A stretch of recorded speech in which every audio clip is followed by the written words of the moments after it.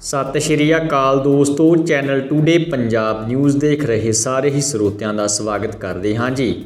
ਦੋਸਤੋ, ਸੂਬੇ ਪੰਜਾਬ ਦੀਆਂ ਖਾਸ ਤੇ ਵੱਡੀਆਂ ਖਬਰਾਂ ਦਾ ਖਾਸ ਬੁਲੇਟਿਨ ਲੈ ਕੇ ਹਾਜ਼ਰ ਹੋ ਗਏ ਹਾਂ ਜੀ। ਖਬਰਾਂ ਦੀ ਸ਼ੁਰੂਆਤ ਕਰਨ ਤੋਂ ਪਹਿਲਾਂ ਇੱਕ ਨਜ਼ਰ ਮਾਰਦੇ ਹਾਂ ਚੋਣਵੀਆਂ ਖਬਰਾਂ ਤੇ। ਗੁਜਰਾਤ ਵਿੱਚ ਰਕੇਸ਼ ਟਿਕੈਤ ਨੇ ਟਰੈਕਟਰ ਅੰਦੋਲਨ ਨੂੰ ਸ਼ੁਰੂ ਕਰਨ ਦੀ ਦਿੱਤੀ ਚੇਤਾਵਨੀ। ਪੰਜਾਬ ਵਿੱਚ ਇਸ ਸਾਲ ਇੱਕ ਦਿਨ ਵਿੱਚ ਕਰੋਨਾ ਵਾਇਰਸ ਨਾਲ ਹੋਈਆਂ ਸਭ ਤੋਂ ਜ਼ਿਆਦਾ 72 ਮੌਤਾਂ। ਉਦਯੋਗਪਤੀਆਂ ਲਈ ਰਾਹਤ ਦੀ ਖਬਰ, ਪੰਜਾਬ ਸਰਕਾਰ ਨੇ ਉਦਯੋਗਾਂ ਲਈ 479 ਲਾਜ਼ਮੀ ਸ਼ਰਤਾਂ ਹਟਾਈਆਂ। ਪਟਿਆਲਾ ਦੇ ਭਰੇ ਬਾਜ਼ਾਰ ਵਿੱਚ ਹੋਇਆ ਲਾਈਵ ਕਤਲ, ਵਾਰਦਾਤ ਦੀਆਂ ਤਸਵੀਰਾਂ CCTV ਕੈਮਰੇ 'ਚ ਹੋਈਆਂ ਕੈਦ। ਵੈਕਸੀਨੇਸ਼ਨ ਦੀਆਂ 2 ਡੋਜ਼ਾਂ ਲਾਉਣ ਦੇ ਬਾਵਜੂਦ ਵੀ ANM ਵਿਦਿਆਰਥਣ ਹੋਈ ਕਰੋਨਾ ਪੋਜ਼ਿਟਿਵ। ਬਾਈਜੂਸ ਨੇ ਖਰੀਦਿਆ ਆਕਾਸ਼ ਐਜੂਕੇਸ਼ਨ, 7300 ਕਰੋੜ ਰੁਪਏ ਵਿੱਚ ਹੋਈ ਡੀਲ। ਭਾਰਤ ਸਮੇਤ 5 ਸਮੁੰਦਰੀ ਫੌਜਾਂ ਨੇ ਸ਼ੁਰੂ ਕੀਤਾ 3 ਦਿਨਾਂ ਦਾ ਜੰਗੀ ਅਭਿਆਸ। ਜੀ ਦੋਸਤੋ, ਹੁਣ ਖਬਰਾਂ ਨੂੰ ਵਿਸਥਾਰ ਨਾਲ ਦੇਖਦੇ ਹਾਂ ਜੀ। ਗੁਜਰਾਤ ਵਿੱਚ ਰਕੇਸ਼ ਟਿਕੈਤ ਨੇ ਸਰਕਾਰ ਨੂੰ ਦਿੱਤੀ ਅੰਦੋਲਨ ਕਰਨ ਦੀ ਚੇਤਾਵਨੀ। ਭਾਰਤੀ ਕਿਸਾਨ ਯੂਨੀਅਨ ਦੇ ਆਗੂ ਰਕੇਸ਼ ਟਿਕੈਤ ਨੇ ਗੁਜਰਾਤ ਵਿੱਚ ਕਿਸਾਨ ਟਰੈਕਟਰ ਅੰਦੋਲਨ ਸ਼ੁਰੂ ਕਰਨ ਦੀ ਧਮਕੀ ਦਿੰਦੇ ਹੋਏ ਸੋਮਵਾਰ ਨੂੰ ਕਿਹਾ ਕਿ ਸੂਬੇ ਦੀ ਰਾਜਧਾਨੀ ਗਾਂਧੀ ਨਗਰ ਦਾ ਘਿਰਾਓ ਕਰਨ ਦਾ ਸਮਾਂ ਆ ਗਿਆ ਹੈ ਤੇ ਲੋੜ ਪਈ ਤਾਂ ਬੈਰੀਕੇਡ ਵੀ ਤੋੜ ਦਿੱਤੇ ਜਾਣਗੇ। ਸਾਬਰਮਤੀ ਆਸ਼ਰਮ ਦੇ ਬਾਹਰ ਪੱਤਰਕਾਰਾਂ ਨਾਲ ਗੱਲਬਾਤ ਕਰਦੇ ਹੋਏ ਟਿਕੈਤ ਨੇ ਦਾਅਵਾ ਕੀਤਾ ਕਿ ਗੁਜਰਾਤ ਦੇ ਕਿਸਾਨ ਖੁਸ਼ ਨਹੀਂ ਹਨ ਤੇ ਪੀੜਤ ਹਨ।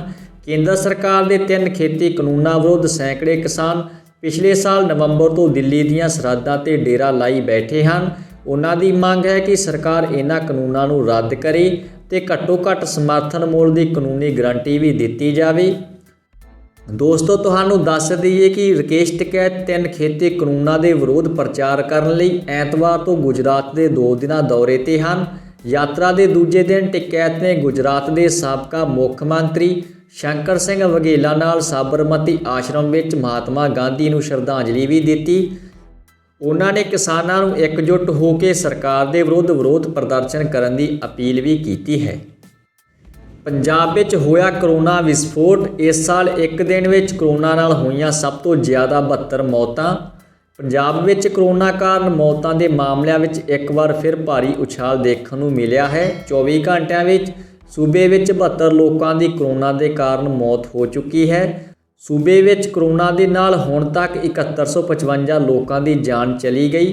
ਦੂਜੇ ਪਾਸੇ ਇਨਫੈਕਸ਼ਨ ਦੇ 2714 ਨਵੇਂ ਕੇਸ ਵੀ ਸਾਹਮਣੇ ਆਏ ਹਨ। ਇਸ ਤੋਂ ਬਾਅਦ ਸਰਗਰਮ ਮਾਮਲਿਆਂ ਦੀ ਗਿਣਤੀ ਵੱਧ ਕੇ 25419 ਤੱਕ ਪਹੁੰਚ ਗਈ ਹੈ। ਇਹਨਾਂ ਵਿੱਚੋਂ 367 ਆਕਸੀਜਨ ਤੇ 26 ਵੈਂਟੀਲੇਟਰ ਦੇ ਸਹਾਰੇ ਤੇ ਹਨ। ਸੋਮਵਾਰ ਨੂੰ ਸਭ ਤੋਂ ਜ਼ਿਆਦਾ ਮੌਤਾਂ ਹੁਸ਼ਿਆਰਪੁਰ ਵਿੱਚ ਹੋਈਆਂ, ਜਦਕਿ ਗੁਰਦਾਸਪੁਰ ਤੇ ਲੁਧਿਆਣਾ ਵਿੱਚ 8-8, ਜਲੰਧਰ ਤੇ ਕਪੂਰਥਲਾ ਵਿੱਚ 7-7, ਨਵਾਂ ਸ਼ਹਿਰ ਵਿੱਚ 6, ਅੰਮ੍ਰਿਤਸਰ ਤੇ ਮੋਹਾਲੀ ਵਿੱਚ 5-5, ਪਟਿਆਲਾ ਤੇ ਫਿਰੋਜ਼ਪੁਰ ਵਿੱਚ 4-4, ਫਤਿਹਗੜ੍ਹ ਸਾਹਿਬ ਵਿੱਚ 2 ਤੇ ਬਰਨਾਲਾ, ਮੁਕਤਸਰ, ਪਠਾਨਕੋਟ, ਸੰਗਰੂਰ ਤੇ ਤਰਨਤਾਰਨ ਵਿੱਚ 1-1 ਕਰੋਨਾ ਮਰੀਜ਼ ਦੀ ਮੌਤ ਹੋਈ ਹੈ।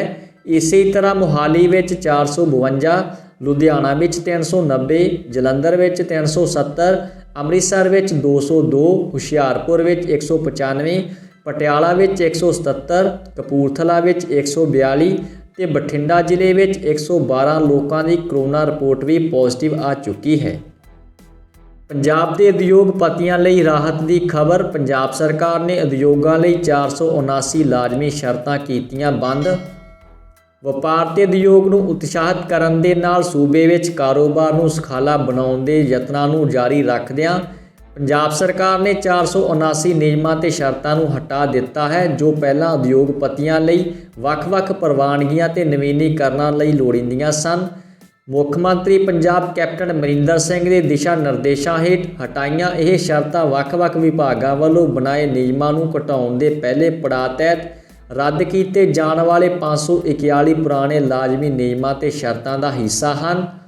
ਇਸ ਬੇਲੋੜੀਂਦੀ ਕਾਗਜ਼ੀ ਕਾਰਵਾਈ ਨੂੰ ਖਤਮ ਕਰਨ ਤੋਂ ਬਾਅਦ ਸੂਬਾ ਸਰਕਾਰ ਨੇ ਆਪਣੀ ਕਾਰਜ ਯੋਜਨਾ 31 ਮਾਰਚ ਨੂੰ ਕੇਂਦਰ ਸਰਕਾਰ ਦੇ DPIIT ਪੋਰਟਲ ਤੇ ਵੀ ਭੇਜ ਦਿੱਤੀ ਹੈ। ਇਸ ਤੋਂ ਇਲਾਵਾ ਹੋਰ ਨਿਯਮਾਂ ਤੇ ਸ਼ਰਤਾਂ ਨੂੰ ਰੱਦ ਕਰਨ ਦੀ ਪ੍ਰਕਿਰਿਆ ਅਜੇ ਜਾਰੀ ਹੈ, ਜਿਸ ਲਈ ਮੌਜੂਦਾ ਕਾਨੂੰਨਾਂ ਵਿੱਚ ਕੁਝ ਸੋਧਾਂ ਕਰਨ ਦੀ ਲੋੜ ਹੈ, ਜਿਸ ਦੀ ਪ੍ਰਕਿਰਿਆ ਨੂੰ ਜਾਰੀ ਰੱਖਿਆ ਗਿਆ ਹੈ। ਪਟਿਆਲਾ ਦੇ ਭਰੇ ਬਾਜ਼ਾਰ ਵਿੱਚ ਲਾਈਵ ਹੋਇਆ ਕਤਲ। ਪਟਿਆਲਾ ਦੇ ਤੋਪਖਾਨਾ ਮੋੜ ਨੇੜੇ ਦਿਨ ਦਿਹਾੜੇ ਮੁੰਡੇ ਦਾ ਛੁਰਾ ਮਾਰ ਕੇ ਕਤਲ ਕਰਨ ਦੀ ਖਬਰ ਸਾਹਮਣੇ ਆਈ ਹੈ। ਦੱਸ ਦਈਏ ਕਿ ਮੁੰਡੇ ਦੀ ਪਛਾਣ ਸੰਦੀਪ ਕੁਮਾਰ ਵਜੋਂ ਹੋਈ, ਜੋ ਕਿ ਖਾਲਸਾ ਮੁਹੱਲੇ ਦਾ ਰਹਿਣ ਵਾਲਾ ਹੈ। ਲੜਾਈ ਤੋਂ ਬਾਅਦ ਉਸ ਨੂੰ ਹਸਪਤਾਲ ਲਿਜਾਇਆ ਗਿਆ, ਪਰ ਉੱਥੇ ਉਸ ਦੀ ਮੌਤ ਹੋ ਗਈ। ਵਾਰਦਾਤ ਨੂੰ ਅੰਜਾਮ ਦੇ ਕੇ ਫਰਾਰ ਹੋਏ ਹਮਲਾਵਰਾਂ ਦੀਆਂ ਤਸਵੀਰਾਂ ਘਟਨਾ ਸਥਾਨ ਤੇ ਜੁੱਤੀ ਬਾਜ਼ਾਰ ਨੇੜੇ ਲੱਗੇ ਸੀਸੀਟੀਵੀ ਕੈਮਰਿਆਂ ਵਿੱਚ ਕੈਦ ਹੋਈਆਂ ਹਨ। ਸੀਸੀਟੀਵੀ ਕੈਮਰਿਆਂ ਵਿੱਚ ਕੈਦ ਹੋਈਆਂ ਤਸਵੀਰਾਂ ਦੇ ਆਧਾਰ ਤੇ ਪੁਲਿਸ ਨੇ ਡੂੰਘਾਈ ਨਾਲ ਮਾਮਲੇ ਦੀ ਜਾਂਚ ਸ਼ੁਰੂ ਕਰ ਦਿੱਤੀ ਹੈ। ਕਤਲ ਦੇ ਕਾਰਨਾਂ ਦਾ ਹਾਲੇ ਤੱਕ ਖੁਲਾਸਾ ਨਹੀਂ ਹੋ ਸਕਿਆ। ਇਸ ਵਾਰਦਾਤ ਤੋਂ ਬਾਅਦ ਕੋਤਵਾਲੀ ਥਾਣੇ ਵਿੱਚ FIR ਦਰਜ ਕਰਕੇ ਕਾਰਵਾਈ ਆਰੰਭ ਕਰ ਦਿੱਤੀ ਹੈ। ਭਾਜਪਾ ਸਰਕਾਰ ਦੇ ਫੈਸਲਿਆਂ ਤੋਂ ਦੇਸ਼ ਦਾ ਹਰ ਵਰਗ ਦੁਖੀ, ਵੀਰਭੱਦਰ। ਹਿਮਾਚਲ ਪ੍ਰਦੇਸ਼ ਦੇ ਸਾਬਕਾ ਮੁੱਖ ਮੰਤਰੀ ਵੀਰਭੱਦਰ ਸਿੰਘ ਨੇ ਕਿਹਾ ਕਿ ਉਹਨਾਂ ਦੇ ਕਾਰਜਕਾਲ ਵਿੱਚ ਹੋਏ ਵਿਕਾਸ ਕੰਮ ਜਿਸ ਰਫ਼ਤਾਰ ਨਾਲ ਅੱਗੇ ਵਧੇ ਸਨ, ਉਹ ਭਾਜਪਾ ਸਰਕਾਰ ਨੇ ਰੋਕ ਦਿੱਤੇ ਹਨ। ਉਹਨਾਂ ਨੇ ਕਿਹਾ ਕਿ ਭਾਜਪਾ ਦੀਆਂ ਨੀਤੀਆਂ ਤੇ ਫੈਸਲਿਆਂ ਤੋਂ ਅੱਜ ਦੇਸ਼ ਤੇ ਪ੍ਰਦੇਸ਼ ਦਾ ਹਰ ਵਰਗ ਦੁਖੀ ਹੈ। ਵੱਧਦੀ ਮਹਿੰਗਾਈ ਤੇ ਬੇਰੁਜ਼ਗਾਰੀ ਤੋਂ ਆਮ ਲੋਕਾਂ ਦੇ ਨਾਲ-ਨਾਲ ਨੌਜਵਾਨ ਵਰਗ ਵਿੱਚ ਵੀ ਨਿਰਾਸ਼ਾ ਹੈ। ਗਲੋਬਲ ਮਹਾਮਾਰੀ ਕਰੋਨਾ ਨੇ ਜਿੱਥੇ ਇੱਕ ਪਾਸੇ ਦੇਸ਼ ਪ੍ਰਦੇਸ਼ ਦੀ ਅਰਥ ਵਿਵਸਥਾ ਨੂੰ ਪ੍ਰਭਾਵਿਤ ਕਰਕੇ ਰੱਖ ਦਿੱਤਾ ਹੈ, ਉੱਥੇ ਹੀ ਸਰਕਾਰ ਕਿਸੇ ਵੀ ਵਰਗ ਨੂੰ ਕੋਈ ਵੀ ਰਾਹਤ ਦੇਣ ਵਿੱਚ ਪੂਰੀ ਤਰ੍ਹਾਂ ਅਸਫਲ ਸਾਬਤ ਹੋ ਚੁੱਕੀ ਹੈ। ਲੋਕਤੰਤਰ ਵਿੱਚ ਜਨਤਾ ਦੀ ਰਾਏ ਦਾ ਸੰਵਿਧਾਨਕ ਮਹੱਤਵ ਹੁੰਦਾ ਹੈ, ਪਰ ਮੋਦੀ ਸਰਕਾਰ ਇਸ ਮਹੱਤਵ ਨੂੰ ਘੱਟ ਕਰਨ ਤੇ ਤੁਲੀ ਹੋਈ ਹੈ। ਵੈਕਸੀਨੇਸ਼ਨ ਦੀਆਂ 2 ਡੋਜ਼ਾਂ ਲਾਉਣ ਦੇ ਬਾਅਦ ਵੀ ਵਿਦਿਆਰਥਣ ਆਈ ਕਰੋਨਾ ਪੋਜ਼ਿਟਿਵ। ਕਲਾਨੌਰ ਸਥਾਨਕ ਕਸਬੇ ਦੀ ANM ਵਿਦਿਆਰਥਣ ਜਿਸਨੇ ਕਰੋਨਾ ਵੈਕਸੀਨੇਸ਼ਨ ਦੀਆਂ 2 ਡੋਜ਼ਾਂ ਲੈ ਲਈਆਂ ਸਨ, ਉਸ ਦੀ ਕਰੋਨਾ ਰਿਪੋਰਟ ਪੋਜ਼ਿਟਿਵ ਆਉਣ ਬਾਰੇ ਮਾਮਲਾ ਸਾਹਮਣੇ ਆਇਆ ਹੈ। ਇਸ ਬਾਰੇ ANM ਵਿਦਿਆਰਥਣ ਨੇ ਇਸ ਮਾਮਲੇ ਬਾਰੇ ਦੱਸਿਆ ਕਿ ਉਸਨੇ ਕਰੋਨਾ ਵੈਕਸੀਨੇਸ਼ਨ ਦੀ ਪਹਿਲੀ ਡੋਜ਼ 19 ਫਰਵਰੀ ਨੂੰ ਤੇ ਦੂਸਰੀ ਡੋਜ਼ 26 ਮਾਰਚ ਨੂੰ ਲਵਾਈ ਸੀ। ਉਸਨੇ ਅੱਗੇ ਦੱਸਿਆ ਕਿ ਇਸ ਤੋਂ ਬਾਅਦ ਉਸਨੇ ਰੂਟੀਨ ਵਿੱਚ ਕਰੋਨਾ ਟੈਸਟ ਕਰਵਾਏ ਸਨ, ਜਦਕਿ 30 ਮਾਰਚ ਨੂੰ ਉਸਦੀ ਰਿਪੋਰਟ ਪੋਜ਼ਿਟਿਵ ਆ ਗਈ ਹੈ। ਜੀ ਦੋਸਤੋ, ਅੱਗੇ ਕੁਝ ਖਬਰਾਂ ਦੇਸ਼ ਤੋਂ ਦੇਖਦੇ ਹਾਂ ਜੀ। ਬਾਈਜੂਸ ਕੰਪਨੀ ਨੇ ਖਰੀਦਿਆ ਆਕਾਸ਼ ਐਜੂਕੇਸ਼ਨ। 7300 ਕਰੋੜ ਵਿੱਚ ਹੋਈ ਡੀਲ। ਸਿੱਖਿਆ ਦੇ ਖੇਤਰ ਵਿੱਚ ਮੰਨੇ ਪ੍ਰਮੰਨੇ ਬਾਈਜੂਸ ਨੇ ਆਕਾਸ਼ ਐਜੂਕੇਸ਼ਨ ਸਰਵਿਸਿਜ਼ ਨੂੰ ਐਕਵਾਇਰ ਕਰ ਲਿਆ ਹੈ। ਦੋਵਾਂ ਵਿਚਕਾਰ ਇਹ ਡੀਲ 1 ਅਰਬ ਅਮਰੀਕੀ ਡਾਲਰ ਯਾਨੀ ਕਿ ਕਰੀਬ 7300 ਕਰੋੜ ਰੁਪਏ ਵਿੱਚ ਹੋਈ ਹੈ। ਸਿੱਖਿਆ ਤਕਨੀਕ ਦੇ ਖੇਤਰ ਵਿੱਚ ਇਸ ਨੂੰ ਦੁਨੀਆ ਦਾ ਸਭ ਤੋਂ ਵੱਡਾ ਸੌਦਾ ਮੰਨਿਆ ਜਾ ਰਿਹਾ ਹੈ। ਸੌਦੇ ਮੁਤਾਬਕ ਹੁਣ ਆਕਾਸ਼ ਸਮੂਹ ਦੇ ਮਾਲਕ ਤੇ ਬਲੈਕਸਟੋਨ ਸਮੂਹ ਬਾਈਜੂਸ ਨੂੰ ਸ਼ੇਅਰ ਹੋਲਡਰ ਬਣ ਜਾਣਗੇ। ਬਾਈਜੂਸ ਦੇਸ਼ ਦਾ ਸਭ ਤੋਂ ਵੱਧ ਮਾਰਕੀਟ ਵੈਲਿਊ ਵਾਲਾ ਐਜੂਕੇਸ਼ਨ ਤਕਨੀਕੀ ਸਟਾਰਟਅਪ ਹੈ। ਦੋਸਤੋ, ਤੁਹਾਨੂੰ ਦੱਸ ਦਈਏ ਕਿ ਬੰਗਲੁਰੂ ਦੀ ਕੰਪਨੀ ਬਾਈਜੂਸ ਦੇਸ਼ ਦੀ ਦੂਸਰੀ ਸਭ ਤੋਂ ਵੈਲਿਊਏਬਲ ਸਟਾਰਟਅਪ ਹੈ। ਇਸ ਦੀ ਮਾਰਕੀਟ ਵੈਲਿਊ ਫਿਲਹਾਲ 12 ਅਰਬ ਡਾਲਰ ਦੇ ਆਸ-ਪਾਸ ਹੈ। ਉੱਥੇ ਹੀ ਦੱਸ ਦਈਏ ਕਿ ਆਕਾਸ਼ ਐਜੂਕੇਸ਼ਨ ਇੰਜੀਨੀਅਰਿੰਗ ਤੇ ਮੈਡੀਕਲ ਦੀ ਤਿਆਰੀ ਕਰਨ ਵਾਲੀ ਕੰਪਨੀ ਹੈ। ਇਸ ਵੇਲੇ ਦੇਸ਼ ਦੇ 130 ਸ਼ਹਿਰਾਂ ਵਿੱਚ ਆਕਾਸ਼ ਦੇ ਕਰੀਬ 200 ਲਰਨਿੰਗ ਸੈਂਟਰ ਚੱਲ ਰਹੇ ਹਨ, ਜਿਨ੍ਹਾਂ ਵਿੱਚ ਕਰੀਬ 1.5 ਲੱਖ ਵਿਦਿਆਰਥੀ ਮੁਕਾਬਲਾ ਪ੍ਰੀਖਿਆਵਾਂ ਦੀਆਂ ਤਿਆਰੀਆਂ ਕਰ ਰਹੇ ਹਨ। ਆਕਾਸ਼ ਇੰਸਟੀਚਿਊਟ ਦੇ ਮੈਨੇਜਿੰਗ ਡਾਇਰੈਕਟਰ ਆਕਾਸ਼ ਚੌਧਰੀ ਮੁਤਾਬਕ ਆਕਾਸ਼ ਪਹਿਲਾਂ ਵਾਂਗ ਹੀ ਚੱਲਦਾ ਰਹੇਗਾ। ਭਾਰਤ ਸਮੇਤ 5 ਸਮੁੰਦਰੀ ਫੌਜਾਂ ਨੇ ਸ਼ੁਰੂ ਕੀਤਾ 3 ਦਿਨਾਂ ਦਾ ਮੈਗਾ ਜੰਗੀ ਅਭਿਆਸ। ਪੂਰਬੀ ਹਿੰਦ ਮਹਾਸਾਗਰ ਵਿੱਚ 3 ਦਿਨਾਂ ਮੈਗਾ ਸਮੁੰਦਰੀ ਫੌਜ ਦਾ ਜੰਗੀ ਅਭਿਆਸ ਸ਼ੁਰੂ ਹੋ ਗਿਆ ਹੈ। ਸੋਮਵਾਰ ਨੂੰ ਇਸ ਵਿੱਚ ਫਰਾਂਸ ਦੇ ਨਾਲ ਹੀ ਭਾਰਤ ਦੇ 3 ਹੋਰ ਕੁਆਡ ਮੈਂਬਰ ਦੇਸ਼ ਵੀ ਸ਼ਾਮਲ ਹੋ ਗਏ ਹਨ, ਤਾਂ ਕਿ ਇਸ ਖੇਤਰ ਵਿੱਚ ਵਾਧੇ ਰਣਨੀਤਿਕ ਸਹਿਯੋਗ ਦਾ ਮੁੜ ਟੀਚਾ ਤੈਅ ਹੋ ਸਕੇ। ਅਧਿਕਾਰੀਆਂ ਨੇ ਦੱਸਿਆ ਕਿ ਭਾਰਤੀ ਸਮੁੰਦਰੀ ਫੌਜ ਜਹਾਜ਼ ਸਤਪੁਰਾ ਤੇ ਕਿਲਤਨ ਨਾਲ ਹੀ ਲੰਬੀ ਦੂਰੀ ਦੀ ਪੈਟਰੋਲਿੰਗ ਲਈ ਸਮੁੰਦਰੀ ਫੌਜ ਦਾ ਜਹਾਜ਼ P-8I ਵੀ ਸ਼ਾਮਲ ਹੋ ਰਿਹਾ ਹੈ। ਅਧਿਕਾਰੀਆਂ ਨੇ ਕਿਹਾ ਕਿ ਫੌਜ ਅਭਿਆਸ ਦੌਰਾਨ ਭਾਰਤੀ ਸਮੁੰਦਰੀ ਫੌਜ ਦੇ ਜਹਾਜ਼ ਫਰਾਂਸ, ਆਸਟ੍ਰੇਲੀਆ, ਜਾਪਾਨ ਤੇ ਅਮਰੀਕਾ ਦੇ ਜੰਗੀ ਬੇੜਿਆਂ ਨਾਲ ਜੰਗੀ ਅਭਿਆਸ ਕਰਨਗੇ। ਇਸ ਫੌਜੀ ਅਭਿਆਸ ਨਾਲ ਵੱਖ-ਵੱਖ ਮਿੱਤਰ ਦੇਸ਼ਾਂ ਦੀਆਂ ਸਮੁੰਦਰੀ ਫੌਜਾਂ ਵਿਚਾਲੇ ਬਿਹਤਰ ਤਾਲਮੇਲ ਤੇ ਸਦਭਾਵਨਾ ਦੀ ਵਿਵਸਥਾ ਵੀ ਹੋਵੇਗੀ। ਮੱਧਵਾਲ ਨੇ ਕਿਹਾ ਕਿ ਮੇਜ਼ਬਾਨ ਦੇਸ਼ ਫਰਾਂਸ ਤੋਂ ਇਲਾਵਾ ਕੁਆਡ ਗੱਠਜੋੜ ਦੇ 4 ਹੋਰ ਮੈਂਬਰ ਦੇਸ਼ ਵੀ ਸ਼ਾਮਲ ਹੋਏ ਹਨ। ਭਾਰਤ ਨੇ ਅਮਰੀਕਾ, ਜਾਪਾਨ, ਆਸਟ੍ਰੇਲੀਆ ਤੇ ਫਰਾਂਸ ਦੀ ਸਮੁੰਦਰੀ ਫੌਜ ਨਾਲ ਫੌਜੀ ਅਭਿਆਸ ਸ਼ੁਰੂ ਕਰ ਦਿੱਤਾ ਹੈ। ਏਮਜ਼ ਦੇ ਸਾਬਕਾ ਡਾਇਰੈਕਟਰ ਬੋਲੇ, ਅਗਸਤ ਤੱਕ ਦਿਸੇਗਾ ਟੀਕੇ ਦਾ ਅਸਰ। ਇਹ ਵੀ ਦੱਸਿਆ ਕਿਵੇਂ ਰੁਕੇਗੀ ਦੇਸ਼ ਭਰ ਵਿੱਚ ਕਰੋਨਾ ਦੀ ਰਫ਼ਤਾਰ। ਕੋਰੋਨਾ ਵਾਇਰਸ ਇਨਫੈਕਸ਼ਨ ਦੀ ਨਵੀਂ ਲਹਿਰ ਦਾ ਦਿੱਲੀ ਸਮੇਤ ਪੂਰੇ ਦੇਸ਼ ਵਿੱਚ ਖੌਫ ਇੱਕ ਵਾਰ ਫਿਰ ਵਧਦਾ ਜਾ ਰਿਹਾ ਹੈ। ਇਨਫੈਕਸ਼ਨ ਦਾ ਅਸਰ ਘਟਾਉਣ ਲਈ ਟੀਕਾਕਰਨ ਵਧਾਉਣ ਦੇ ਯਤਨ ਵੀ ਕੀਤੇ ਜਾ ਰਹੇ ਹਨ। ਫਿਰ ਵੀ ਮੌਜੂਦਾ ਸਮੇਂ ਇਨਫੈਕਸ਼ਨ ਤੋਂ ਬਚਾਅ ਲਈ ਡਾਕਟਰ ਮਾਸਕ ਲਗਾਉਣ ਦੀ ਸਲਾਹ ਦੇ ਰਹੇ ਹਨ। ਏਮਜ਼ ਦੇ ਸਾਬਕਾ ਡਾਇਰੈਕਟਰ ਡਾਕਟਰ MP ਮਿਸ਼ਰ ਕਹਿੰਦੇ ਹਨ ਕਿ ਹਾਲ ਹੀ 'ਚ ਅਮਰੀਕਾ 'ਚ ਖੋਜ ਹੋਈ ਹੈ ਜਿਸ ਵਿੱਚ ਇਹ ਗੱਲ ਸਾਹਮਣੇ ਆਈ ਹੈ ਕਿ ਮਾਸਕ ਦੇ ਇਸਤੇਮਾਲ ਨਾਲ ਕੋਰੋਨਾ ਪ੍ਰਭਾਵਿਤ ਇਲਾਕਿਆਂ ਵਿੱਚ ਇਨਫੈਕਸ਼ਨ ਦਰ ਵਿੱਚ ਤੇਜ਼ੀ ਨਾਲ ਗਿਰਾਵਟ ਆਉਂਦੀ ਹੈ। ਅਜਿਹੇ ਵਿੱਚ ਮਾਸਕ ਕੋਰੋਨਾ ਦੀ ਲਹਿਰ ਨੂੰ ਕਾਬੂ ਕਰਨ ਵਿੱਚ ਵਧੇਰੇ ਸਮਰੱਥ ਹੈ। ਮਾਸਕ ਦੇ ਇਸਤੇਮਾਲ ਨਾਲ ਮਾਮਲੇ ਘਟਣ ਦੇ ਨਾਲ ਮੌਤ ਦਰ ਵੀ ਘੱਟ ਹੋ ਜਾਵੇਗੀ। ਇਸ ਖੋਜ ਵਿੱਚ ਦੱਸਿਆ ਗਿਆ ਹੈ ਕਿ ਜੇਕਰ ਲੋਕ ਮਾਸਕ ਲਗਾ ਕੇ ਰਹਿਣ ਤਾਂ ਸਰੀਰਕ ਦੂਰੀ 2 ਗਜ ਤੋਂ ਘੱਟ ਹੋਣ ਦੇ ਬਾਅਦ ਵੀ ਇਨਫੈਕਸ਼ਨ ਹੋਣ ਦੀ ਸੰਭਾਵਨਾ ਕਾਫੀ ਘੱਟ ਜਾਂਦੀ ਹੈ। SBI ਨੇ ਗਾਹਕਾਂ ਨੂੰ ਦਿੱਤਾ ਝਟਕਾ, ਹੋਮ ਲੋਨ ਤੇ ਵਧਾਈ ਵਿਆਜ ਦਰ। ਦੇਸ਼ ਦੇ ਸਭ ਤੋਂ ਵੱਡੇ ਬੈਂਕ ਭਾਰਤੀ ਸਟੇਟ ਬੈਂਕ ਦਾ ਹੋਮ ਲੋਨ ਦੀ ਵਿਆਜ ਦਰ 'ਚ ਸੋਧ ਕਰ ਦਿੱਤੀ ਹੈ। ਹੁਣ ਬੈਂਕ ਦੇ ਹੋਮ ਲੋਨ ਦੀ ਦਰ 6.95% ਤੋਂ ਸ਼ੁਰੂ ਹੋ ਰਹੀ ਹੈ। ਇਸ ਤੋਂ ਪਹਿਲਾਂ ਬੈਂਕ ਨੇ ਰੀਅਲ ਅਸਟੇਟ ਸੈਕਟਰ ਵਿੱਚ ਡਿਮਾਂਡ ਨੂੰ ਵਧਾਉਣ ਲਈ ਹੋਮ ਕਰਜ਼ ਦੀ ਸ਼ੁਰੂਆਤੀ ਦਰ ਨੂੰ ਘਟਾ ਕੇ 6.70% ਕਰ ਦਿੱਤਾ ਸੀ। ਬੈਂਕ ਨੇ 75 ਲੱਖ ਤੱਕ ਲਈ ਹੋਮ ਕਰਜ਼ ਦੀ ਸ਼ੁਰੂਆਤੀ ਦਰ ਨੂੰ 6.70% ਤੇ 75 ਲੱਖ ਤੋਂ 5 ਕਰੋੜ ਰੁਪਏ ਦੇ ਹੋਮ ਕਰਜ਼ ਲਈ ਵਿਆਜ ਦੀ ਸ਼ੁਰੂਆਤੀ ਦਰ 6.75% ਕਰ ਦਿੱਤੀ ਹੈ। ਹਾਲਾਂਕਿ ਸੋਧ ਤੋਂ ਬਾਅਦ ਇਹ ਲਿਮਟਡ ਆਫਰ 31 ਮਾਰਚ ਨੂੰ ਸਮਾਪਤ ਹੋ ਗਿਆ। ਭਾਰਤੀ ਸਟੇਟ ਬੈਂਕ ਦੀ ਵੈੱਬਸਾਈਟ 'ਤੇ ਉਪਲਬਧ ਜਾਣਕਾਰੀ ਮੁਤਾਬਕ 1 ਅਪ੍ਰੈਲ ਤੋਂ ਹੋਮ ਕਰਜ਼ ਦੀ ਪ੍ਰਭਾਵੀ ਨਵੀਂ ਦਰ 6.95% ਲਾਗੂ ਹੋ ਜਾਵੇਗੀ। ਦੇਸ਼ ਦੇ ਸਭ ਤੋਂ ਵੱਡੇ ਬੈਂਕ ਦੁਆਰਾ ਹੋਮ ਕਰਜ਼ ਵਿੱਚ ਵਾਧਾ ਕੀਤੇ ਜਾਣ ਤੋਂ ਬਾਅਦ ਕਈ ਹੋਰ ਬੈਂਕ, ਹਾਊਸਿੰਗ ਫਾਈਨਾਂਸ ਕੰਪਨੀਆਂ ਹੋਮ ਕਰਜ਼ ਤੇ ਵਿਆਜ ਦਰ ਵਿੱਚ ਵਾਧਾ ਕਰ ਸਕਦੀਆਂ ਹਨ। ਭਾਰਤੀ ਸਟੇਟ ਬੈਂਕ ਹੁਣ ਹੋਮ ਕਰਜ਼ ਤੇ ਪ੍ਰੋਸੈਸਿੰਗ ਫੀਸ ਵੀ ਲਵੇਗਾ। ਬੈਂਕ ਵੱਲੋਂ ਉਪਲਬਧ ਕਰਵਾਈ ਗਈ ਜਾਣਕਾਰੀ ਮੁਤਾਬਕ ਉਹ ਕਰਜ਼ ਦੀ ਕੁੱਲ ਰਾਸ਼ੀ ਦੇ 0.40% ਦੀ ਪ੍ਰੋਸੈਸਿੰਗ ਫੀਸ ਲਵੇਗਾ। ਪ੍ਰੋਸੈਸਿੰਗ ਫੀਸ ਨਾਲ GST ਵੀ ਦੇਣੀ ਪਵੇਗੀ। ਬੈਂਕ ਪ੍ਰੋਸੈਸਿੰਗ ਫੀਸ ਦੇ ਰੂਪ ਵਿੱਚ ਨਿਊਨਤਮ 10,000 ਰੁਪਏ ਤੇ ਜ਼ਿਆਦਾ ਤੋਂ ਜ਼ਿਆਦਾ 30,000 ਰੁਪਏ ਤੇ GST ਲਵੇਗਾ।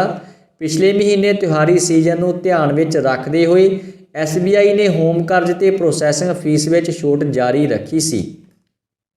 BSF ਦੇ ਜਵਾਨ ਤੇ ਡਿੱਗੀ ਅਸਮਾਨੀ ਬਿਜਲੀ।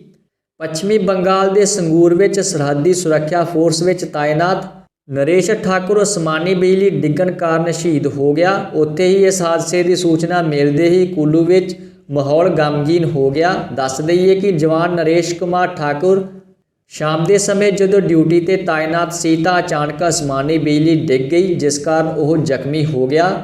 BSF ਦੇ ਅਧਿਕਾਰੀਆਂ ਵੱਲੋਂ ਉਸ ਨੂੰ ਹਸਪਤਾਲ ਵਿੱਚ ਦਾਖਲ ਕਰਵਾਇਆ ਗਿਆ, ਜਿੱਥੇ ਡਾਕਟਰਾਂ ਨੇ ਉਸ ਨੂੰ ਮ੍ਰਿਤਕ ਐਲਾਨ ਕਰ ਦਿੱਤਾ।